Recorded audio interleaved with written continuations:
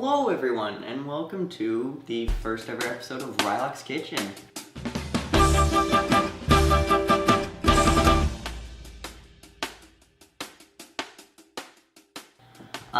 This is just gonna be me showing you a little recipe, showing you how to cook it really. Today we are gonna be making mug cakes. Now you're gonna want a mug that is pretty medium sized. It can hold a fair amount of tea or coffee for these mug cakes that we're about to be making. Now we move on to our ingredients and utensils that we are going to need. In order of appearance for ingredients, we are going to need flour, sugar, cocoa powder, baking soda, vanilla extract, milk, vegetable oil or olive oil. I am using olive oil for this, and chocolate chips. But we'll get to the chocolate chips last. We're getting to the chocolate chips last, and for good reason.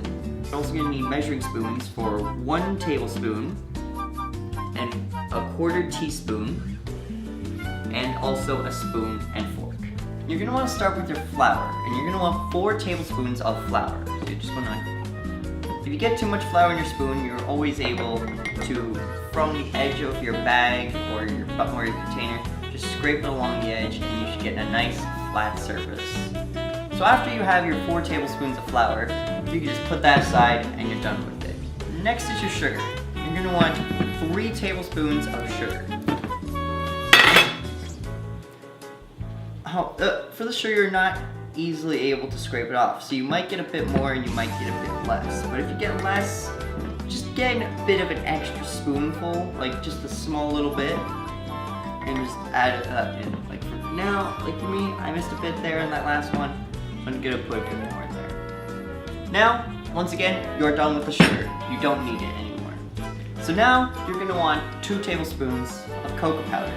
Now when you're getting cocoa powder, if you got like a bunch like stuck to the edge or you don't have a lot free, just take your spoon and just scrape around the insides and you should free up a bunch. And once again, like with the flour, just scrape it off and you should get just enough for the spoonful. And just like the flour and the sugar, once you're done with the 2, don't need it anymore. Now I know what you must be thinking. Oh, well now it's 1 tablespoon of baking soda. Wrong! It's actually your 1/4 teaspoon.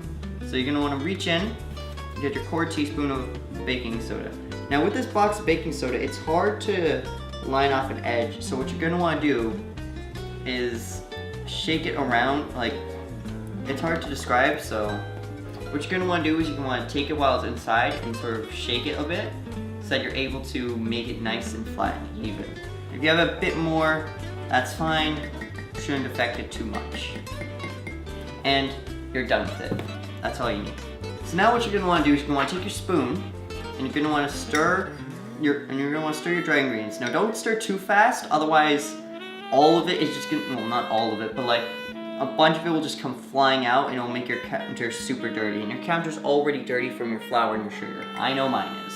Now a tip I have for when stirring is to scrape around the bottom edge after you get a good amount of stirring in, as there's more often than not flour lingering around the edges. So just go around once, just scrape off all of the edges, and you should be good. You won't have any lingering flour. Because lingering flour sucks when you make this. Trust me, I've had it more than once, and it's the worst. When you're done, you should have a light brown mixture that looks similar to this. There's a bit of shine coming off the mug, but you can get the general color from what you can see. Just a nice light brown is what you're going to want to be looking for. So once you're done with the mixing, you're going to want to take it and you're going to want to shake your mug a bit so you get it nice and flat. You're going to want a nice flat surface for when you're adding in these liquid ingredients. And you're going to want to start with your vanilla, and you're going to want just a 1/4 teaspoon again. You're only going to want to put in 1 for this one, and for your liquids, always pour it over the mixture, so that way if you spill, it still gets into it. You just get a little bit extra, it doesn't matter too much. This is especially important with the vanilla, as vanilla gets very sticky. Next thing you're going to want to do is get 4 tablespoons of milk and add it to the mixture. Now you're not going to want to stir just yet. You're not going to want to stir just yet, but you're going to want to stir after you add all of your liquid ingredients. Let's just add the 4 tablespoons of milk. And as you can see, I am spilling, but it's fine because it's going right into the mixture. So once all of the milk is in, you're going to want to take your oil. Again, I'm using olive oil. Recipe calls for vegetable oil, but olive oil works too. I guess that makes olives a vegetable? I don't know. Future me, put a note on screen if olives are a vegetable or not. And you're only going to want to put in 2. Note, only 2. Because if you put in 4, it will ruin it. Only put in 2. After that, you're done with your measuring spoons. You can put them right in the sink. Alright, you are done. Alright, you are now done with your oil, your milk, and your vanilla. And I'm going to put the milk back in the fridge so that it doesn't get warm. Now what you're going to want to do, you're going to take your spoon again, and you're going to want to just mix in all of the, oil and milk together. Now once again, like with before with the dry, like with before with the flour, there's going to be dry ingredients around the edge, so you're going to want to circle it again to get the dry ingredients out. So just go around after you've gotten a good mixing, you should be good. Now if you are adding ingredients or mixing and you get some along the edges and you don't bring it down because it's not really worth it, it will come down on its own, or cook on its own really. And you should be looking for a color that resembles this like chocolatey color, like a sort of a cake batter. That's what you're gonna be looking for when you're done mixing. Now here comes my favorite part, the chocolate chips. Now, for this recipe, you don't have to use chocolate chips. You can add in many different things. You can add in nuts, you can add in marshmallows, you can add like some certain fruits if you want to. Like, chocolate chips are only just like a minor little thing. You can really add in whatever. Try experimenting with it. But what you're going to want to do is you're going to grab your chocolate chips and make sure there's mini chocolate chips, because like the bigger chocolate chips are too much. You're just going to grab a handful. You're just going to want to just drop it in. Always makes a great sound. And you're done with all of your ingredients. Now you're just going to stir in the chocolate chips so you don't have a giant clump of chocolate chip. And so that's nice and even and about. Now with your spoon, you want to keep knocking until all of the chocolate chips are off of your spoon. So once you're done with the mud cake, you want to take it and put it in the microwave. Now you're not going to want to do anything with it yet because we still have all of these ingredients here. Put all your ingredients away. I'll be back in about 1 second. As a tip for cleaning up dirty counters, what you want to do is take a paper towel, fold it in half, just put a little bit of water on it, and then just like squeeze the water out so not only does it disperse through the paper towel, but also you don't have a lot of water. You want to take it and just like rub it across where your mug was, and it will just pick up all of the flour, all of the sugar, like really anything you spilt, it will just pick it up. And because you didn't use a whole lot, it'll just dry it up immediately. And now you've got your counter nice and clean.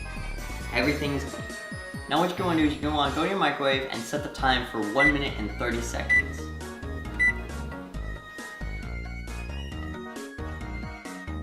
Once it is done, you're going to take your fork and stick it inside of the mug cake.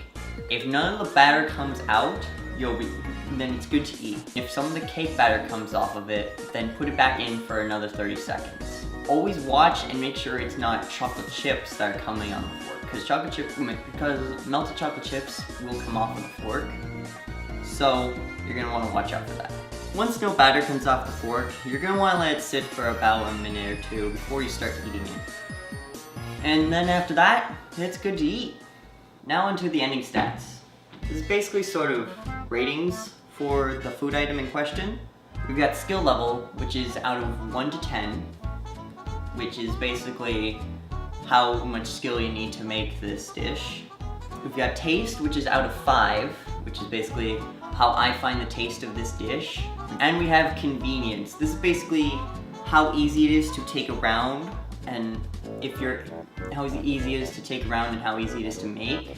We also have estimated time to make. This is an estimation as to what the time is that I think should be to make. Whether it says it in the recipe or what I think it is, this is how long you can expect to be taking on this. And then after that, we also have tips and recommendations. This is basically me giving you some little like hints or extra little bits that didn't make it into the video, then you can use on your own. Overall, for skill, it's 2 out of 10 because it's pretty simple to make. It's pretty simple to make, really, and you can make it with your kids if you want to, or even if you don't have kids, like your younger brothers or sisters. For taste, I give it a 4.5 out of 5, mainly for the chocolate chips. For anything else, I haven't tried it, but for anything else, that's up for you to find out, but I give it 4.5 out of 5 because of how, like, it's moist, and it's got like a richness to it, but it's not too rich that it's overpowering. It's just like perfect, and it's also like small enough so that you're not having like a full cake, so that's helpful. And as for portability, I give it a 3 out of 5.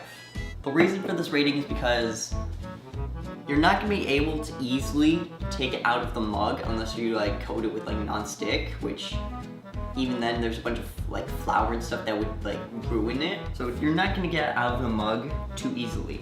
But what you can do is mix a bunch of the dry ingredients and put it in the bag and put it in like separate little bags.